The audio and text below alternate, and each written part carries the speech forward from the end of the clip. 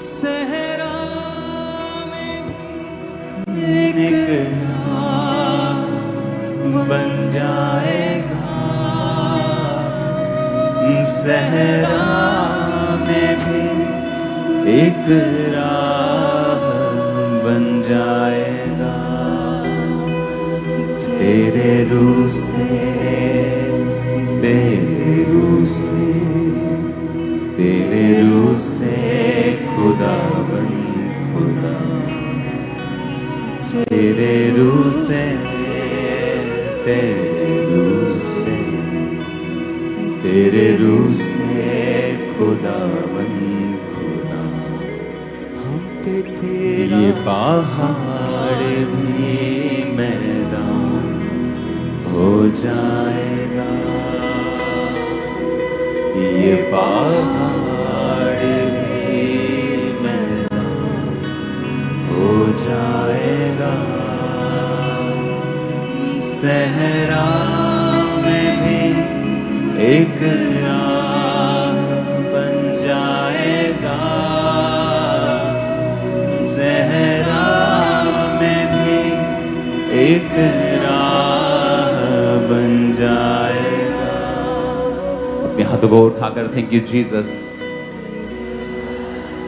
आज मैं सुनूंगा खुदा बाप, आज मैं सुनूंगी, बोलो ऊंची आवाज में, और फलों को लेके आऊंगा। फिर से कहो खुदावन से, 7 बार कहो ये बात।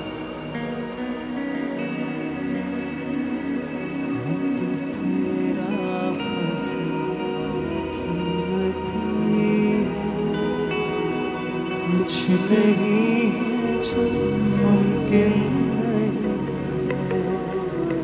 हम पे तेरा फजल कीमती है। कुछ नहीं है जो मुमकिन नहीं, कि तेरा फजल कीमती है। कुछ नहीं है जो मुमकिन नहीं, गुलशन भी सामने से हट जाएगा। अपने हाथों को उठा के बोलो, कुलजम का मतलब है समंदर, उसका मतलब है समुद्र भी मेरे सामने से हट जाएगा। अपने हाथों को उठा के फिर से कहो, कुलजम भी सामने से हट जाएगा, सहरा में एक राह बन जाएगा, सहरा में भी एक राह बन जाएगा। तेरे रूह से, तेरे रूह से, तेरे रूह से खुदा बन खुदा, तेरे रूह से। अपने हाथों को उठाओ, उसकी हीलिंग पावर हमारे बीच में है राइट नाउ, और वो आपको हील कर रहा है। जिस रोग के लिए आप रो रहे हैं, करला रहे हैं, जो आपको दुखी कर रहा है, आज खुदाबंद की करुणा वाली प्रेजेंस, उसकी दया वाली हुजूरी आपके पेट को, आपके रोगों को, आपके सिर को, आपकी आंखों को, हार्ट को छू रही और आपको हील कर रही है। एक काम नया तू करेगा, बियाबान में दरिया बहेगा। एक काम नया तू करेगा, बियाबान में दरिया बहेगा। हर दरवाजा जो बंद खुल जाएगा, हर दरवाजा जो बंद खुल जाएगा। सहरा में भी एक राह बन जाएगा, सहरा में भी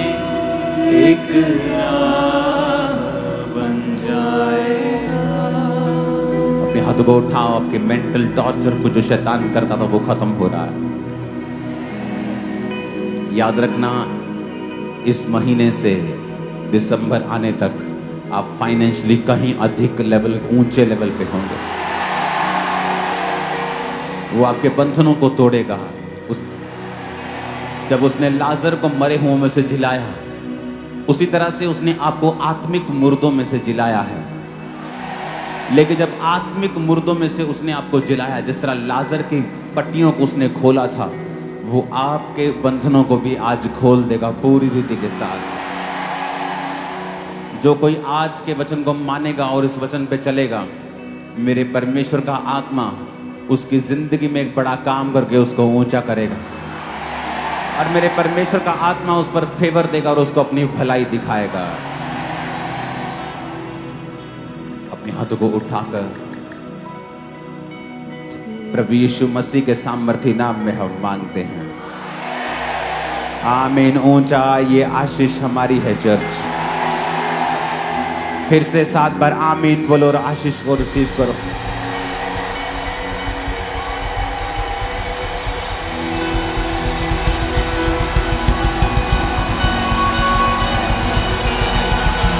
एक काम नया तू करेगा, बियाबान में दरिया बहेगा।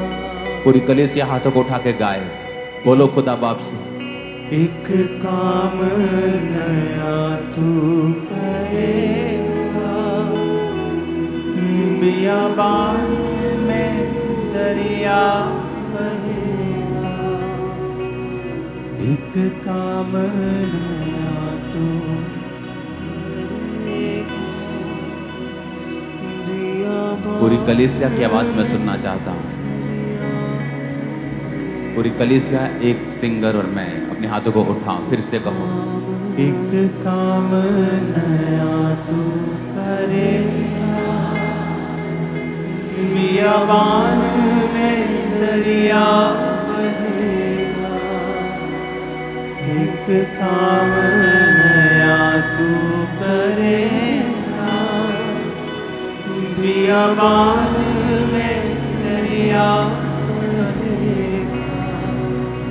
हर दरवाजा जो बंद खुल जाएगा, हर दरवाजा जो बंद खुल जाएगा। सहरा में भी एक राह बन जाएगा, सहरा में भी एक राह बन जाएगा। अपने हाथों को उठाओ, क्योंकि जैसा आप बोलेंगे, जैसा आप गाएंगे, वैसा ही आपके साथ होता है। आपके शब्द एक जिंदगी को पैदा करते हैं। वो जिंदगी बुरी भी हो सकती है, अच्छी भी हो सकती है। अगर आप अच्छे शब्दों को बोलते हैं, बाइबल के शब्दों को बोलते हैं, आपकी जिंदगी अच्छी और बेटर होती है। जब आप इमोशंस को बोलते हैं, जब आप शैतानी भाषा को बोलते हैं, आपकी लाइफ नीचे जाती है। अपने हाथों को उठा के कहो, खुदाबंद मेरे होंठों के ऊपर अपना पहरा बिठा और मेरी जीत की रखवाली कर। यीशु मसीह के नाम में हम मांगते हैं। स्वागत है खुदाबंद की प्रेजेंस में आप सबका।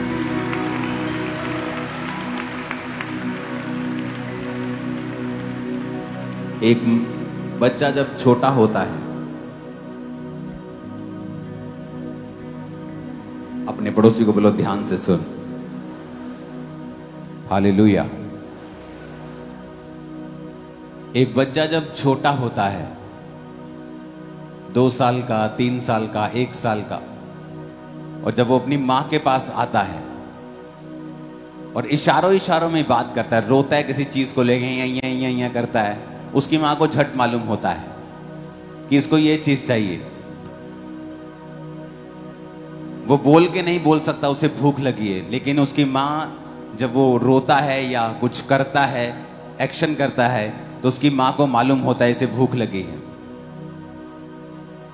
तो उसकी मां समझ जाती है।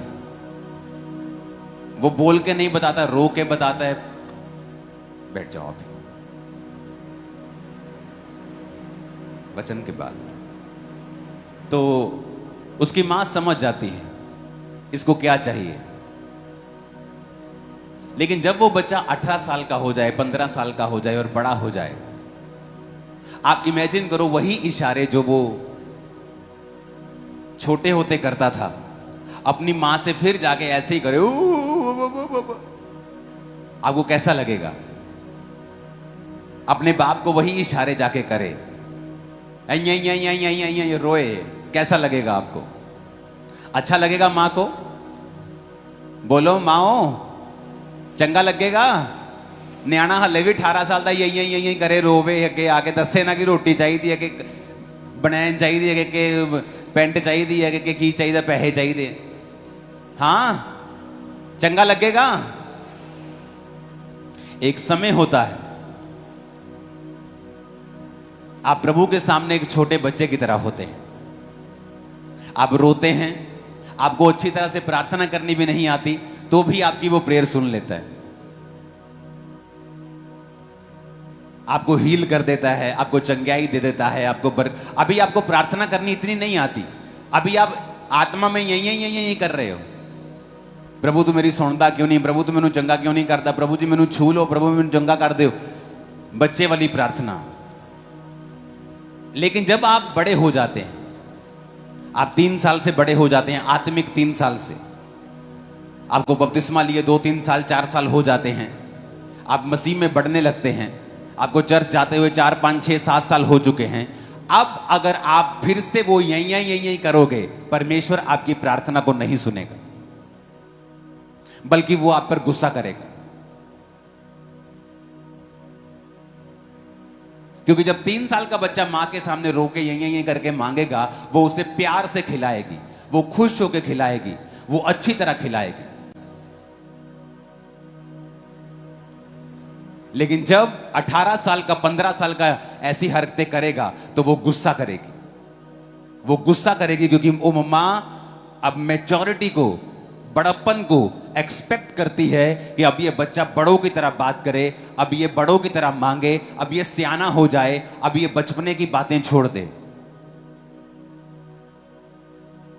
आप प्रार्थना करते, प्रभु जी मुझे चंगा करो, प्रभु जी मुझे छू लो, प्रभु जी आप ऐसा कर दो, ऐसा कर दो, आप ऐसा क्यों नहीं करते? आपकी पहले कुछ दिनों की प्रार्थना, पहले कुछ महीनों की प्रार्थना वो सुन ली जाती थी, और आपकी सुन ली जाती थी, तो आपको लगता है कि मैंने प्रार्थना की और मैं हील हो गया।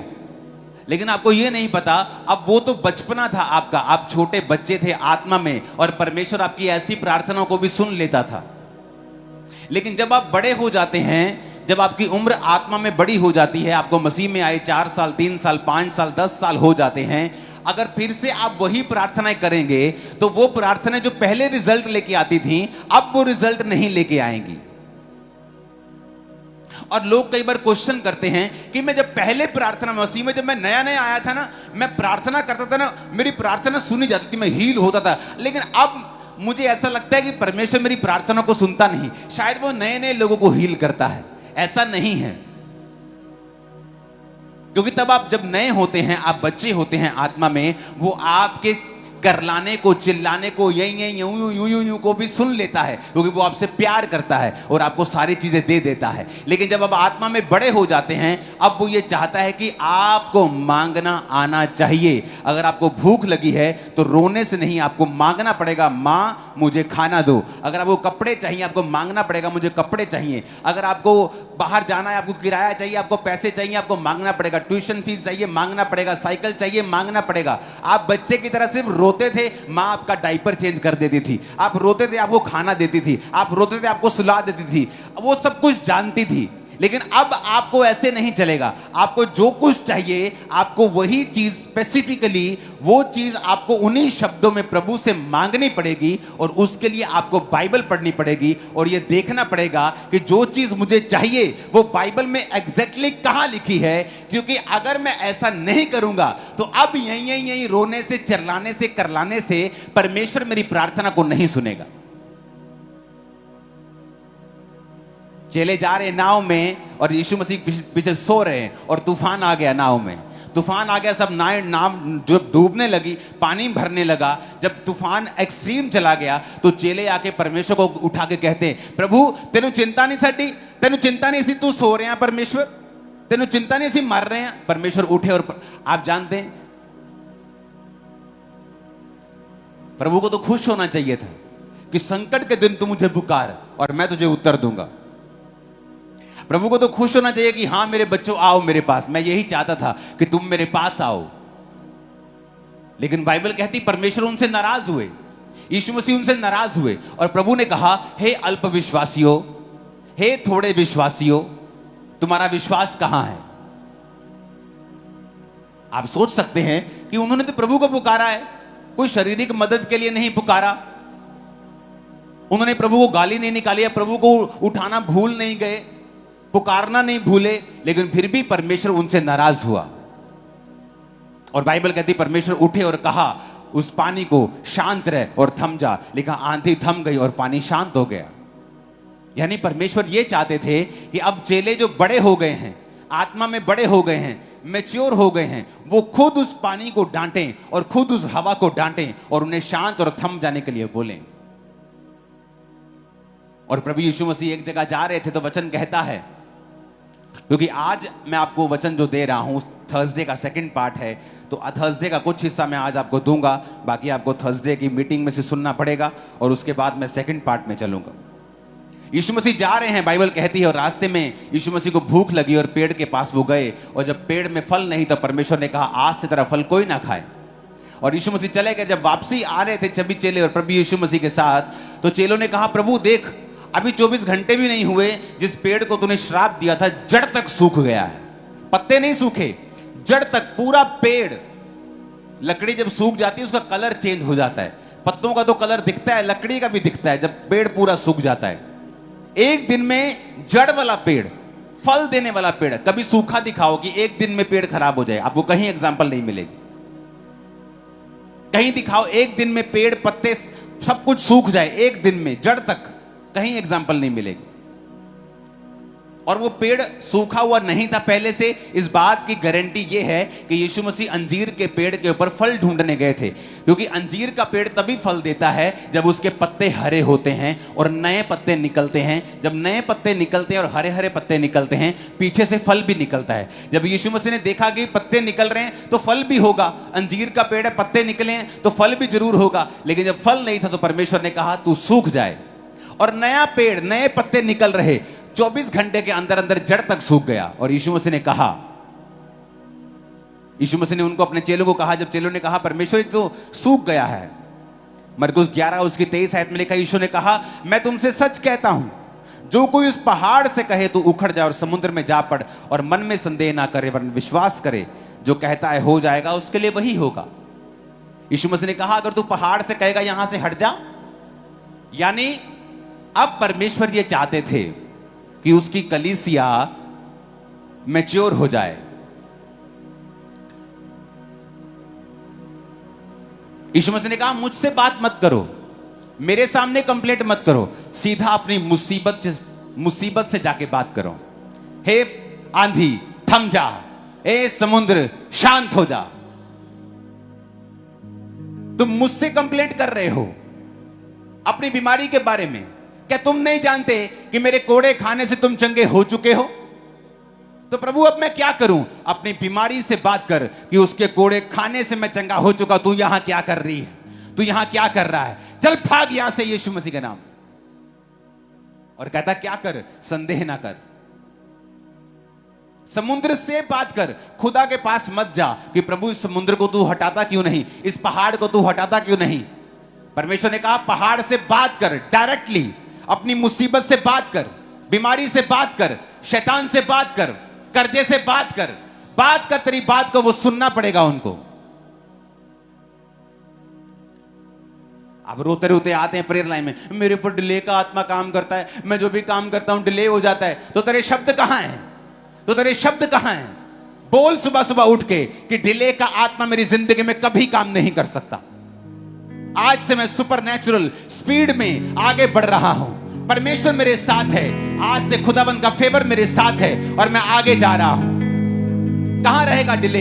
वो मर जाएगा, वो शर्मिंदा हो जाएगा, तुम्हारी जिंदगी और बिजनेस को छोड़ के चला जाएगा इन जीसस नेम। परमेश्वर ने जब मूसा को लाठी दी, मूसा को अधिकार दिए, सामने साथ समुद्र और पीछे थी फिरौन की सेना, और मूसा भागा भागा गया परमेश्वर के पास। ए प्रभु जी, परमेश्वर यहोवा, मैं तेरे नाम की दुहाई। प्रभु कहता चुप कर, क्यों मेरे नाम की दुहाई दे रहा है तू? हम सोचते हैं यार हम तो परमेश्वर के पास आए हैं, हम तो प्रभु के नाम की दुहाई दे रहे हैं, प्रभु नाराज हो रहा है। यहोवा पिता ने कहा क्यों मेरे नाम की दुहाई दे रहा है? तेरे पास जो छड़ी है उसे समुद्र के सामने लेके जा और उसे दो भाग कर दे। तेरे पास अधिकार है, क्यों तू उनका इस्तेमाल नहीं कर रहा है? तेरे पास मैंने वचन दिए हैं, तेरे मुंह में सामर्थ है, तेरे शब्दों में ताकत है, क्यों तू उनका इस्तेमाल नहीं कर रहा है?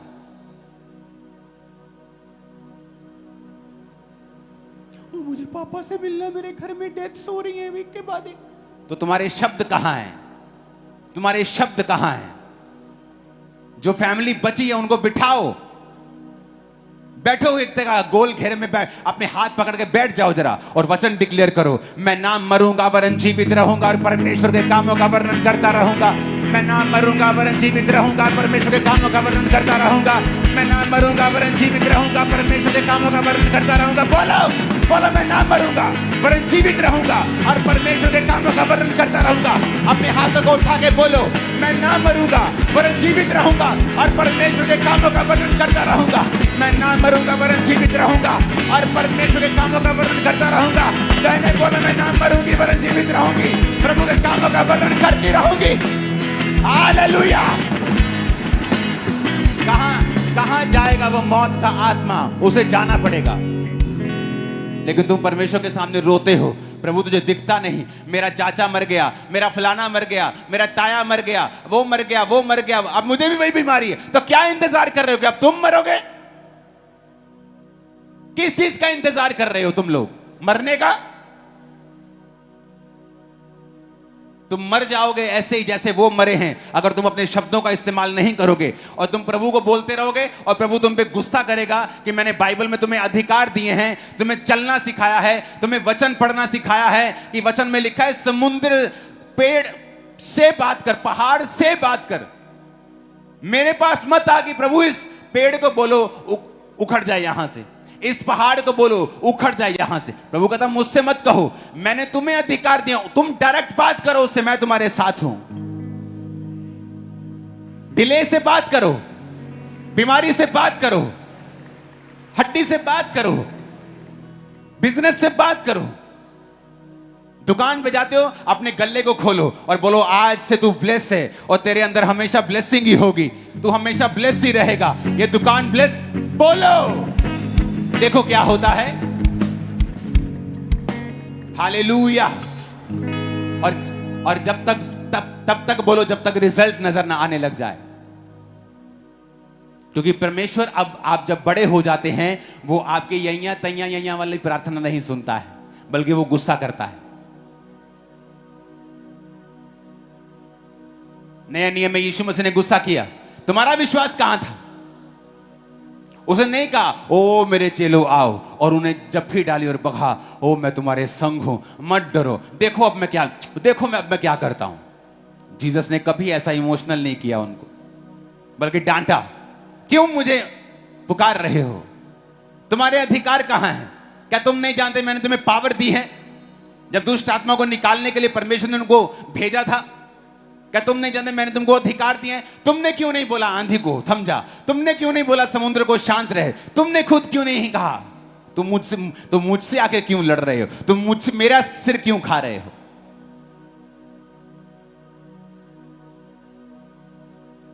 Hallelujah, hallelujah.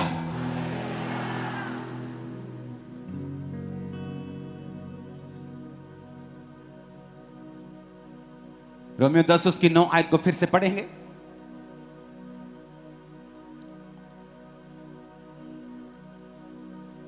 अपने हाथों को उठा के बोलो हालेलुया।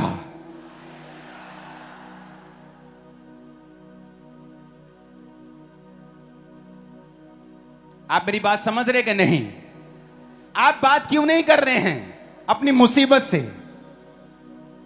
आपका जो बेटा बिगड़ा हुआ है, आप प्रार्थना में शब्दों को क्यों नहीं उसके ऊपर रिलीज कर रहे हैं कि यीशु के नाम में मैं देखती हूं, आप अपनी आत्मा में मेरा बेटा बदल रहा है, यीशु के नाम में वो बदल रहा है, यीशु के नाम में वो नशों को छोड़ रहा है, खुदावंद का आत्मा उसे छू रहा है। आप क्यों नहीं बोलते? अभी तक आप बच्चे बने हुए हैं। जब एक 18 साल का बेटा, 18 साल का बच्चा, बेटी डायपर लगा के अपनी मां के सामने जाएगी तो मां खुश नहीं होगी। और बेटे के बोले टॉयलेट जा, तू डायपर क्यों लगा के बैठा है? और बच्चा बोले नहीं मुझे अभी डायपर में ही करना है, तो मां खुश नहीं होगी। लेकिन अगर बच्चा डायपर में ना करे सुसु तो मां दुखी होती कि बेटा डायपर में करना है, ऐसे बेड पे नहीं करना है। फर्क देखो, उम्र का फर्क है। लेकिन आपको अभी भी डायपर चाहिए, अभी भी आपको दूध चाहिए, आपको अन्न नहीं चाहिए, क्योंकि अन्न आपको पचता नहीं है। इसको आधा करके इधर ईश्वर की भी खोलेंगे साथ में। ये 2 मिनट में मैं आपको समझाऊंगा, उसके बाद मैं सेकंड पार्ट में चलूंगा।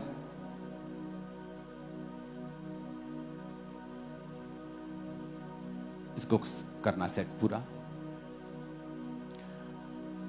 अपनी स्क्रीन पे देखेंगे मरकुस 10 उसकी 9 आयत। यदि तू अपने मुंह से यीशु को प्रभु जानकर अंगीकार करे और अपने मन से विश्वास करे कि परमेश्वर ने उसे मरे हुओं में से जिलाया, तो तू निश्चय उद्धार पाएगा। अपने पड़ोसी को बोलो ऊंचा पढ़ना, और मैं 1 2 3 बोलूंगा, आप इस आयत को पढ़ेंगे। 1 2 3 कि यदि तू अपने मुंह से यीशु को प्रभु जानकर अंगीकार करे और अपने मन से विश्वास करे कि परमेश्वर ने उसे मरे हुओं में से जिलाया, तो तू निश्चय उद्धार पाएगा। आमीन। अब मैं आपको शॉर्ट में समझाऊंगा, अगर लंबा समझना है तो वीरवार की मीटिंग देखना। ओके, इसको समझाना है, ध्यान से देखना। इसमें 3 चीजें हैं। पहला, हम रिजल्ट देखेंगे, यू विल बी सेव्ड। 1 2, इसमें 3 चीजें हैं। पहला है यू विल बी सेव्ड। तीसरा, पहला है इफ यू एक्नॉलेज, ये है पहला। कन्फेस विद योर लिप्स, अपने मुंह से अंगीकार करना, ये है दूसरा। प्रभु ने कहा अगर तू एक्नॉलेज करे, सेकंड कन्फेस करे, तो तू सेव होगा। हिंदी में पढ़ेंगे उसको। मुंह से यीशु को प्रभु जानकर अंगीकार करे और मन में विश्वास करे, तो तू निश्चय उद्धार पाएगा। अब पहला है बिलीव करना एंड एक्नॉलेज करना। ये इकट्ठा आता है, बिलीव एंड एक्नॉलेज। इसका मतलब है कि एक वचन पर विश्वास करना और उसे समझ जाना। दूसरा आता है फिर उसका अंगीकार करना। मैं इसे हिंदी में लिख देता हूं। कन्फेशन, अंगीकार करना। और तीसरा आता है फिर तू सेव हो जाएगा, बच जाएगा, हील हो जाएगा, डिलीवर हो जाएगा। क्योंकि सेव का मतलब है यूनानी भाषा में सोजो। सोजो का मतलब है, इधर देखो, save, deliver, protect, heal, preserve, do well and be make whole. यीशु ने कहा अगर तू, ये उद्धार के बारे में जो बाइबल कह रही है, फिर से उस आयत को देखेंगे तो निश्चय उद्धार पाएगा। ये उद्धार का मतलब है सोजो। असली भाषा में जो वचन है सोजो, इसका मतलब सिर्फ आत्मिक उद्धार नहीं है। लोग बोलते हैं आत्मिक उद्धार की बात करो। जीसस ने अकेले यहां पर बाइबल में आत्मिक उद्धार की बात नहीं की है। इसमें पहला है आत्मिक उद्धार, लेकिन यह कंप्लीट नहीं हुआ। पहला है टू सेव, वाकई ये है आत्मिक उद्धार यानी अनंत जीवन पाना।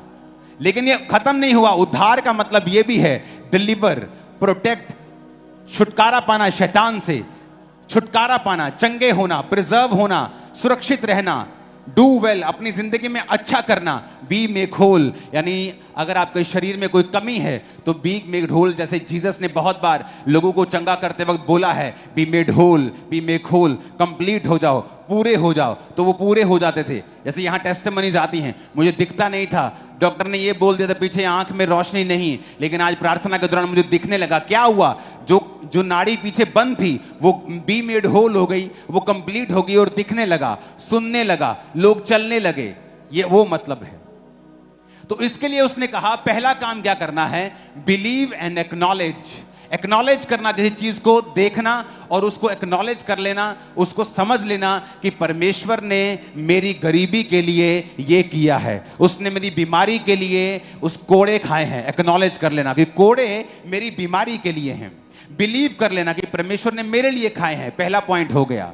फिर दूसरा पॉइंट है उसका अंगीकार करना, मुंह से, लिप से, होंठों, दिमाग में नहीं, होंठों से, कि प्रभु यीशु मसीह ने मेरे लिए कोड़े खाए हैं। अंगीकार करना, मैं बीमार नहीं हूं, यीशु के नाम में इस बीमारी को मैं डांटता हूं, क्योंकि यीशु के कोड़े खाने से मैं चंगा हो चुका हूं। कहता है जब ये दो काम तू कर लेगा तो तीसरा, यू विल बी सेव्ड, ये अपने आप हो जाएगा कि वो हीलिंग, वो डिलीवरेंस, वो सब कुछ तुम्हारी लाइफ में आ जाएगा जो तुमको चाहिए, अपने आप होना शुरू हो जाएगा। लेकिन पहला काम तुम्हें करना होगा बिलीव एंड एक्नॉलेज, और अंगीकार करना होगा। और तीसरा काम हीलिंग, डिलीवरेंस, वो सेव, वो साल्वेशन, वो अपने आप तुम्हारी लाइफ में होगा। ऊंची आवाज में बोलो हालेलुया। यानी ये मेरे हाथ में है, रिजल्ट परमेश्वर ने बता दिया है। कहता है you will be saved, you will be healed, you will be delivered. तो डिलीवर होगा, हील होगा, सेव होगा, प्रोटेक्ट होगा, अच्छा करेगा, डू वेल। पर कहता क्या करना होगा? Acknowledge and believe. पहले ध्यान देना होगा वचन के ऊपर, बिलीव करना होगा, और सेकंड पॉइंट अंगीकार करना होगा। थर्ड, रिजल्ट आएगा अपने आप तेरी लाइफ में। ऊंची आवाज से बोलो हालेलुया। अब इसमें दो चीजों का हमें ध्यान देना है। इसको हटा दो, सोजो वाले को।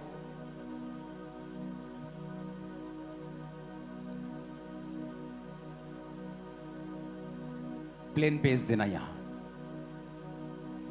पहली बात, अपने पड़ोसी को बोलो विश्वास करना है। फिर से बोलो विश्वास करना है। बोलो विश्वास करना है। किसके ऊपर? अपने शब्दों के ऊपर विश्वास नहीं करना, खुदा के ऊपर विश्वास करना है। हमारा विश्वास हमारे बोले गए शब्दों के ऊपर नहीं है। किसके ऊपर है? परमेश्वर के ऊपर। इसे जूम आउट करो, खाली पेज दो एक छोटा सा। अपने पड़ोसी को बोलो ध्यान से सुन, और बोलो विश्वास करना है। बोलो अपने पड़ोसी को विश्वास करना है। फिर से बोलो विश्वास करना है, शब्दों के ऊपर नहीं, परमेश्वर के ऊपर। तो पहला काम जो आपने करना है, अगर आप चाहते हो कि परमेश्वर आप पर दया करे, तो पहला काम जो आपने करना है वो करना है फेथ इन गॉड। फेथ प्रभु पे रखना है, शब्दों के ऊपर नहीं। सेकंड, आपको परमेश्वर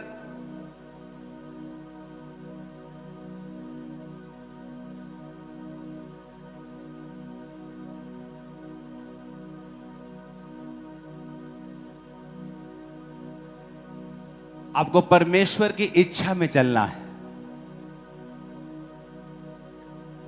क्योंकि ये कोई टोटका नहीं है कि आप ऐसे शब्द बोलेंगे तो ठीक हो जाएंगे। ये टोटका नहीं। अगर आप ये टोटके की तरह इस्तेमाल करेंगे आपकी लाइफ में कुछ नहीं होगा। इन पॉइंट्स को लिख लो कि फेथ परमेश्वर के ऊपर रखना है, अलाइनमेंट विद गॉड्स विल यानी प्रभु के इच्छा के साथ साथ चलना है। तीसरा, तुम्हारा पर्पस।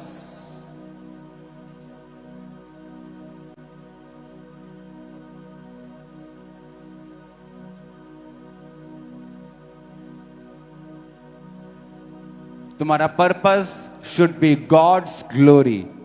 तुम्हारे जो पर्पस है, तुम्हारा मांगने की जो मोटिव है, मांगने का मकसद है, वो प्रभु की महिमा होना चाहिए।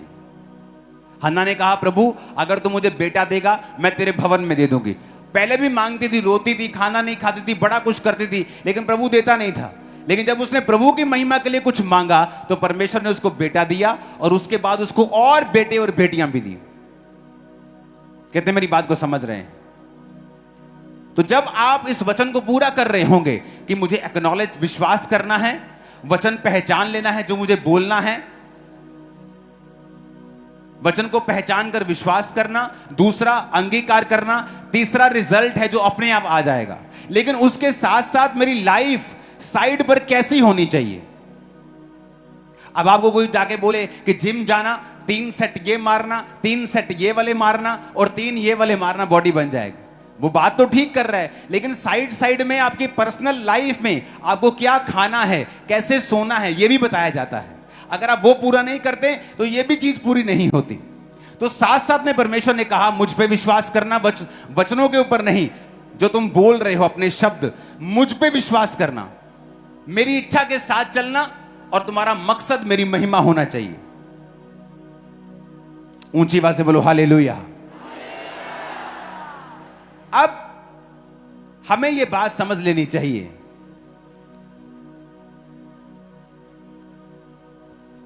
कि क्यों परमेश्वर यह कह रहा है। क्योंकि अगर आप प्रभु की विल में, अलाइनमेंट विद गॉड्स वर्ड, अगर आप ये वचन बोलते बोलते, बाइबल के वचन का अंगीकार करते करते अगर आप चोरी करते हैं, आप चोर हैं, आप अपने बिजनेस में, अपने काम में, अपने ड्यूटी में, आप अपनी जॉब में, अपनी नौकरी में, अपने मालिक की आप चोरी करते हैं, तो आपके बोले गए वचन काम नहीं आएंगे। क्योंकि आपको गॉड्स की विल के साथ अलाइन होना पड़ेगा कि अगर आप चाहते हो कि आपके बोले गए वचन एक फल को पैदा करें और वो व्यर्थ ना हो। अगर आप मिट्टी में बीज बोते हो तो आप उस मिट्टी की गोडी करते हो, आप उसको बीज बोते हो, आप उसको पानी देते हो, आप फिर उस पर ट्रैक्टर नहीं चलाते हो, आप उसको खराब नहीं होने देते, आप उस बीज की, उस मिट्टी की रक्षा करते हो कि यह फल लेके आए। उसी तरह से आपके बोले गए वचन बीज हैं, आप जब बोलेंगे वो आएंगे, फल आएगा, लेकिन आपको अपने बोले गए बीजों की, अपने बोले गए वचनों की रक्षा करनी पड़ेगी। और रक्षा होगी आपके चरित्र से, आपके कैरेक्टर से। अगर आप गाली निकालने वाले व्यक्ति हैं, आपके बोले गए शब्द कभी भी फल नहीं लेके आएंगे जो आप परमेश्वर में बोलेंगे। आप अगर व्यभिचार में हैं, आप कभी भी परमेश्वर के उस प्रभाव को, उस ग्रेस को अपनी लाइफ पर कभी नहीं देखेंगे, चाहे आप परमेश्वर के घर के पुलपट के ऊपर क्यों ना खड़े हों। तो अलाइनमेंट विद गॉड्स विल ये बहुत इंपॉर्टेंट है। बाइबल कहती है, एक पिक्चर को जो मैंने आपको भेजी वो यहां हम देखेंगे। इस पिक्चर को बड़े ध्यान से देखना। ये हमें एक चीज दिखाती है। ये जो आपके सामने हम देख रहे हैं, मैं आपको इसका एक हिस्ट्री बताता हूं। दूसरा राजा में उसके 25 बाप में लास्ट समय आ गया था। क्योंकि होता क्या था, जब दाऊद राजा बना, शाऊल बना, जब शाऊल हट गया, अपनी कुकर्मों की वजह से दाऊद बन गया, दाऊद ने पूरी उम्र तक राज भोगा, फिर उसका बेटा राजा बना। सुलेमान परमेश्वर के वचनों पे चला नहीं, तो परमेश्वर ने कुछ वायदे जो उससे किए थे उनको घटाना शुरू किया। और सुलेमान के बच्चे के बाद बच्चे, जब पोते पड़पोते राजे बनते गए, तो बाइबल कहती है कि वो परमेश्वर से हटते गए, तो प्रभु उनको हरा देता था, उनके राज को छोटा कर दिया, उनके प्रभाव को पूरे एरिया में कम कर दिया, उनके राज्य को छोटा कर दिया। तो परमेश्वर उनको दुख दे रहा था। जब इंसान पाप करता है तो परमेश्वर उसकी लाइफ को छोटा कर देता है, आशीषों को कम कर देता है, उसे दुखी कर देता है, चारों तरफ से उसे बांध देता है। पर वो दिखाने के लिए होता है कि मैं तेरी लाइफ में देख क्या कर रहा हूं, अब तुझे सुधरना पड़ेगा, और जब तू सुधर जाएगा मैं फिर से वही बरकत तेरी लाइफ में दे दूंगा। लेकिन वचन कहता है कि वो राजे सुधरे नहीं, और जब आप लगातार आप परमेश्वर के वचन को डिक्लाइन कर देते हो, उसको आप निराधार बनाकर अपनी लाइफ से फेंक देते हो, और प्रभु की योजनाओं पर आप मन नहीं लगाते, तो फिर परमेश्वर ने फैसला किया अब मैं बड़ी सजा इनको दूंगा। वो क्या थी? परमेश्वर का भवन जो सुलेमान ने बनाया था, उसमें से सोने चांदी के बर्तन, पीतल से भरा हुआ, सोने चांदी से भरा हुआ पूरा यरूशलेम की महिमा, परमेश्वर ने एक राजे को भेजा और उस राजे ने अपने उस यरूशलेम को घेर लिया। जब यरूशलेम को बहुत देर तक वो घेरे रहा, वहां खाने पीने की कमी होने लगी, महंगी होने लगी चीजें, क्योंकि सप्लाई सारी पीछे से बंद हो गई। जब बंद हो गई तो वो राजा हारने लगा, और बाइबल कहती है कि नबूकदनेस्सर ने जाके सारा कुछ खत्म कर दिया, परमेश्वर का भवन भी खत्म कर दिया, उसके सारे बर्तनों को ले लिया। और ये परमेश्वर ने किया, शैतान तो टच भी नहीं कर सकता था, प्रभु ने किया। और एक बड़ी सजा देकर उसकी महिमा को, उस शहर की यहूदियों की महिमा को मिट्टी में मिला दिया, राजा की महिमा को मिट्टी में मिला दिया, क्योंकि उसने परमेश्वर के वचन की ओर ध्यान नहीं दिया था। यह थी परमेश्वर की लास्ट सजा। जब आप मुड़ते नहीं, जब आप हटते नहीं, और लगातार सालों साल परमेश्वर आपसे बात करता है और आप नहीं सुनते, तो परमेश्वर ने काम किया। लेकिन परमेश्वर दयालु परमेश्वर भी है। कुछ सालों के बाद यिर्मयाह ने प्रोफेसी की कि परमेश्वर फिर से उन लोगों को बसाएगा और फिर से बेबीलोन के बंधनों से मुक्त करके वापस उन्हें इजराइल में लेके आएगा और यरूशलेम में लेके आएगा। जब मुझे परमेश्वर ने कहा यरूशलेम नगर फिर से बसाया जाएगा, और बहुत से सालों की कड़ी मेहनत के बाद, दुखी होने के बाद, जब लोग रोने लगे, जब लोग प्रार्थना करने लगे, गलती का एहसास हुआ, क्यों हमने तौबा नहीं की, क्यों हम परमेश्वर के वचनों के ऊपर नहीं चले, तो बाइबल कहती है परमेश्वर ने राजा के दिल में डाला। और वो राजा कोई क्रिश्चियन नहीं था, लेकिन वो राजा जो था वो परमेश्वर में नहीं होने के बावजूद भी, एजरा 1 उसकी 1 आयत में पढ़ेंगे, फारस के राजा कुस्रू के पहले वर्ष में यहोवा ने फारस के राजा कुस्रू का मन उभारा कि यहोवा का जो वचन यिर्मयाह के मुंह से निकला था वो पूरा हो जाए। इसलिए उसने अपने समस्त राज्य में प्रचार करवाया और लिखवा भी दिया। 2 आयत, फारस का राजा कुस्रू यूं कहता है, स्वर्ग के परमेश्वर यहोवा ने पृथ्वी भर का राज्य मुझे दिया है, और उसने मुझे आज्ञा दी है कि यहूदा के यरूशलेम में मेरा एक भवन बनवा। 11 आयत में लिखा है, सोने चांदी के पात्र सब मिलकर 5400 थे। इन सबों को शेबस्सर उस समय ले आया जब बंदी बेबीलोन से यरूशलेम को आए। अब परमेश्वर ने राजे से बात की। जब आप प्रभु की ओर मुड़ते हैं, अलाइन होने लगते हैं प्रभु की इच्छा के साथ कि प्रभु हमने गलती की है, हमें माफ करें, तो आपकी पोजीशन कितनी मर्जी डाउन क्यों ना हो, एक राजा जो यहोवा को नहीं मानता, उसके दिल से, उसके मन से परमेश्वर बात कर रहा है।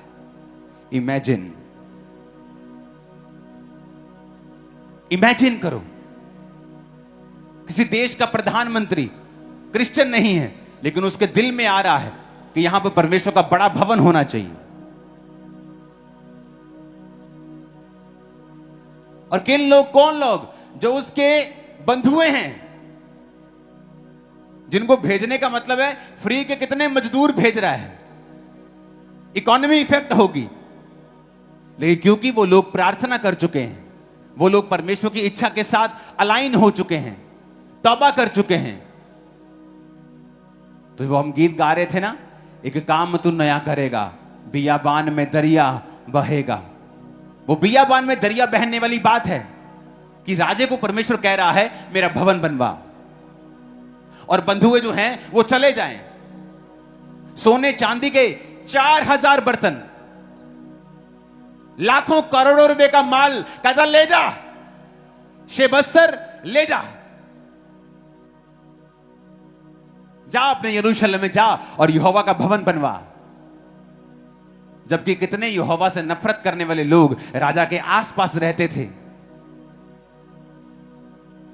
हो सकता है राजा के कई स्पेशल मंत्री परमेश्वर से नफरत करने वाले हैं, लेकिन फिर भी परमेश्वर ऐसा काम कर रहा है। क्यों? क्योंकि इंसान तौबा कर चुका है। वो परमेश्वर की अलाइनमेंट, इच्छा के साथ अलाइन करने के लिए, प्रभु की इच्छा में चलने के लिए अपने मन को तैयार कर चुका है। तो परमेश्वर राजाओं के मनों को बदल रहा है। हालेलुया।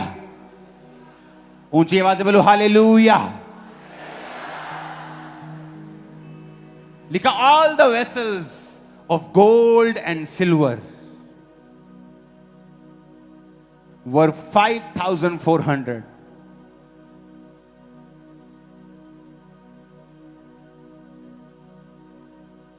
सोने चांदी दूसरे बर्तन मिला के 5,400।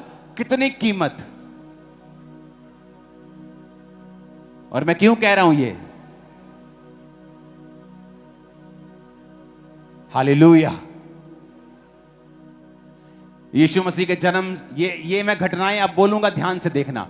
यीशु मसीह के जन्म से 538 साल पहले, अगर आप करीब आके दिखाएंगे और बिल्कुल पीछे से दिखाएंगे तो ज्यादा अच्छा रहेगा।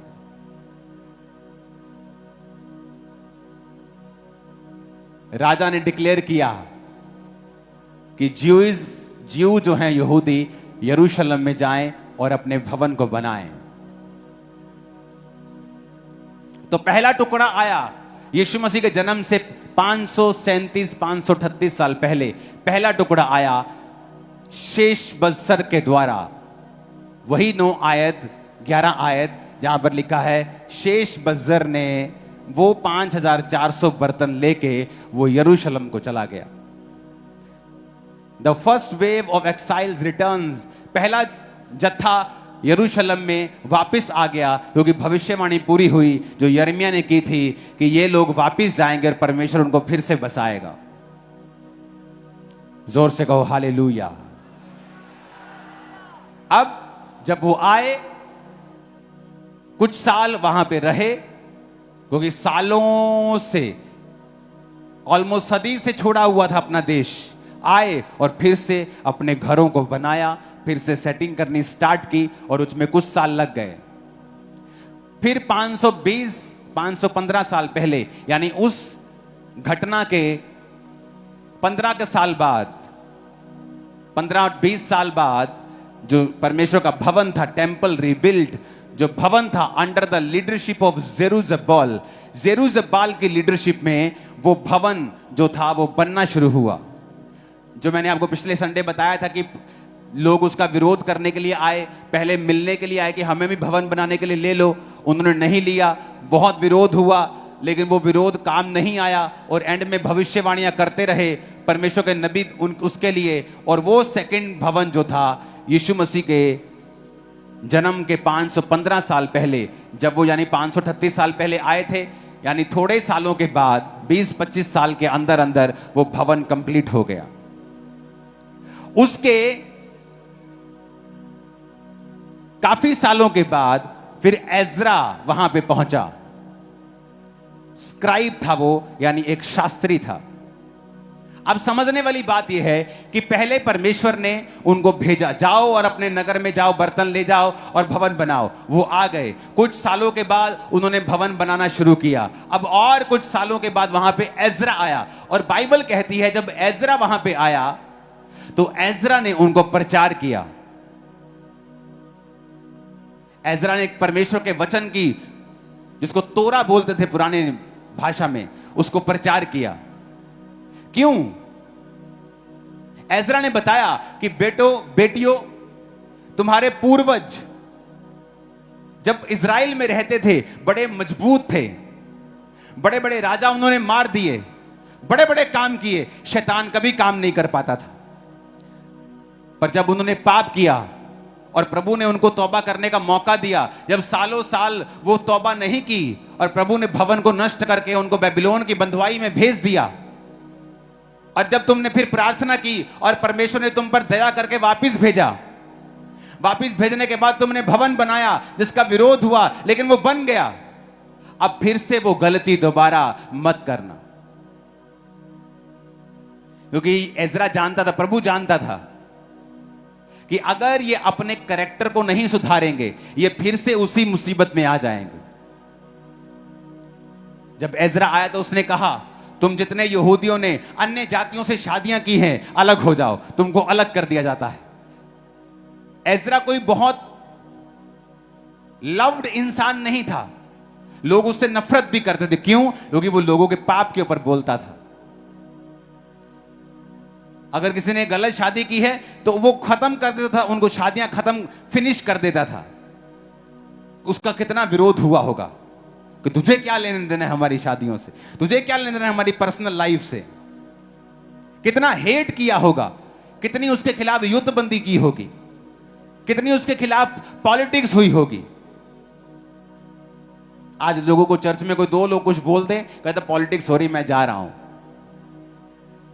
जहां परमेश्वर का काम हो रहा है वहां शैतान भी काम करने की कोशिश करता है।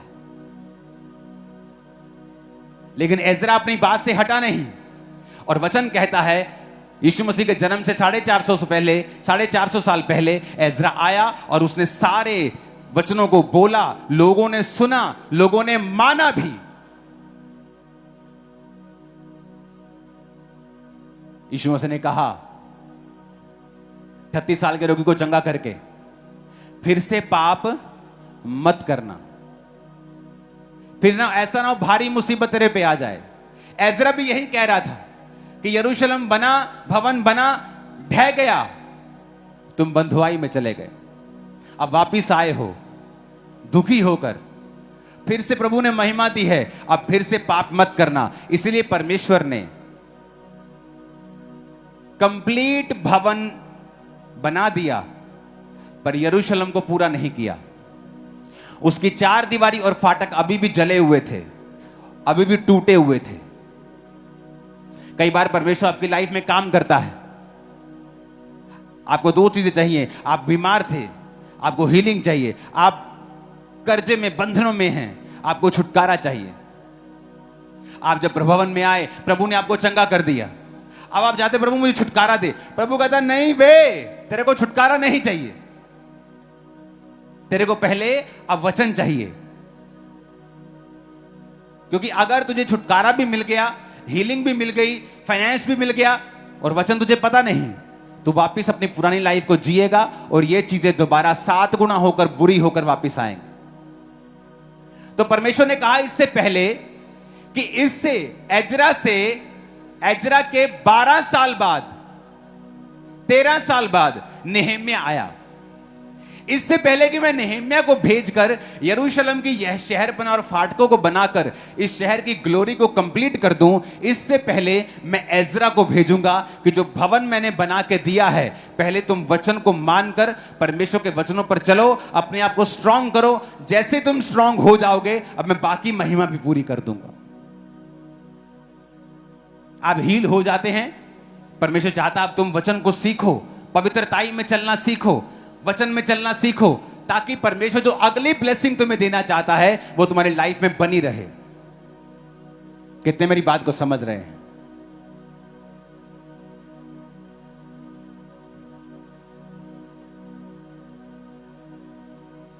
ऊंची आवाज में हालेलुया बोलो। आपको समझ आ रही है कि नहीं? नहीं आ रही है तो बताओ मेरे को, मैं बंद करूं। आ रही है कि नहीं? आ रही है ना? देखो, परमेश्वर ने एजरा और नेहेम्या को इकट्ठा भी तो भेज सकता था। 12 साल का फर्क कोई फर्क नहीं होता। इकट्ठा भी तो यरूशलेम की शहरपना बना सकता था ना। जब भवन बना, भवन कॉस्टली था। अगर आप अपनी बाइबल में पढ़ेंगे ना, तो आपको मालूम होगा इस भवन के लिए जो पैसा इकट्ठा किया गया था, उसकी वैल्यू 550 करोड़ बनती है आज की डेट के अनुसार। ये कोई छोटी मोटी चीज नहीं थी।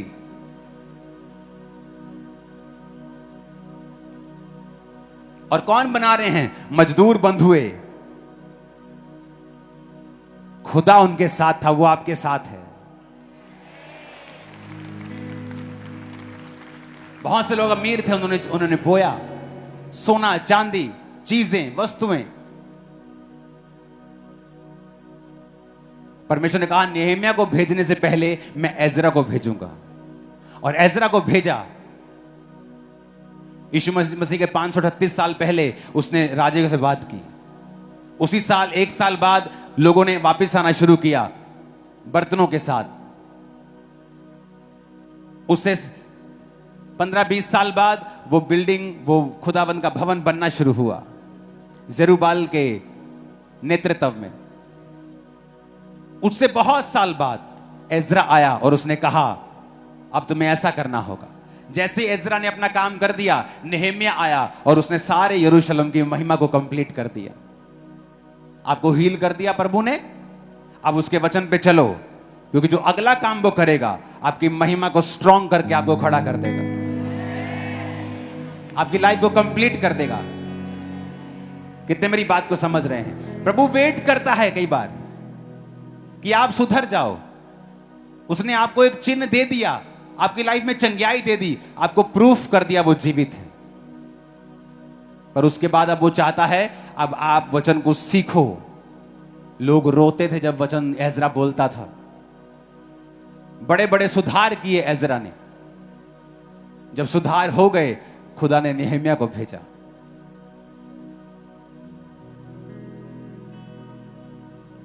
नेहम्याह चाहता तो नहीं आता। उसके दिल को किसने उभारा? प्रभु ने। राजा के दिल को किसी ने नहीं कहा राजा हम हड़ताल कर देंगे अगर भवन नहीं बना। राजा बोला तेरी ऐसी की तैसी, बांधो इनको जरा। राजा के दिल में खुदा ने डाला। जब आप खुदा के साथ वफादार होते हैं, आपके लिए परमेश्वर दूसरों के दिल में डालता है जो आप नहीं कर सकते, वो प्रभु करता है। और जैसे ही आप खुदा से हटते हैं, वो ब्लेसिंग हट जाती है। आप बड़ी कोशिश करते हैं मेरी शादी वैसी की वैसी हो जाए, मेरा बिजनेस वैसा का, बड़ी मेहनत करते हैं आप, तो होता नहीं। क्योंकि जो परमेश्वर ने किया था आप उसकी रीस नहीं कर सकते। कितने समझ रहे हैं? अब नेहम्याह आया और उसने शहर की ग्लोरी को कंप्लीट कर दिया 52 दिनों में। आप सुधर जाओ। सालों वाले काम प्रभु हफ्तों में करेगा। हफ्तों में, याद रखना। आप प्रभु के साथ एक मन हो जाओ। उसको कुछ हफ्ते लगेंगे आपके जीवन की ग्लोरी को कंप्लीट करने के लिए। अपने हाथों को उठाओ।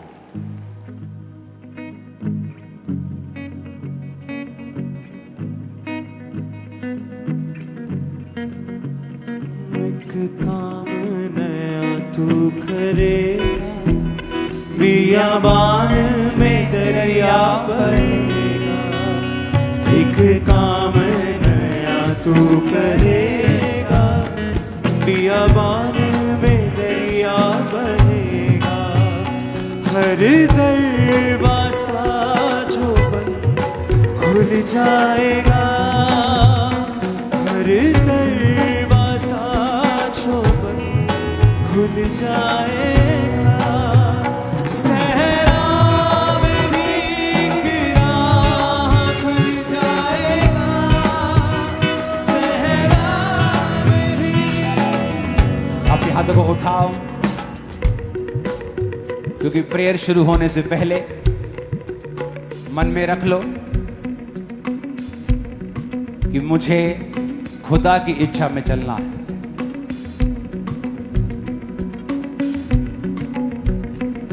प्रभु यीशु मसीह के सामर्थी नाम में हम मांगते हैं। सब जन बैठ जाओ, अपने हाथों को उठाओ, अपने घुटनों के बाहर आकर मेरे साथ गाओ अपने हाथों को उठा के। एक काम नया तू करेगा, बियाबान में दरिया बहेगा। एक काम नया तू करेगा, बियाबान में दरिया बहेगा। हर दरवाजा जो खुल जाएगा,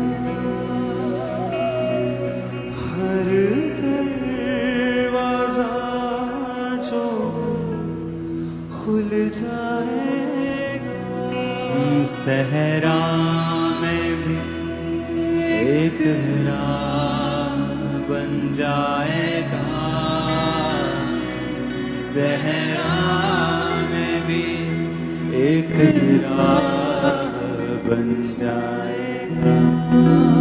तेरे रूह से, तेरी रूह से, तेरे रूह से खुदावन खुदा, तेरे रूह से, तेरी रूह से, तेरे रूह से खुदा। अपने हाथों को उठाओ,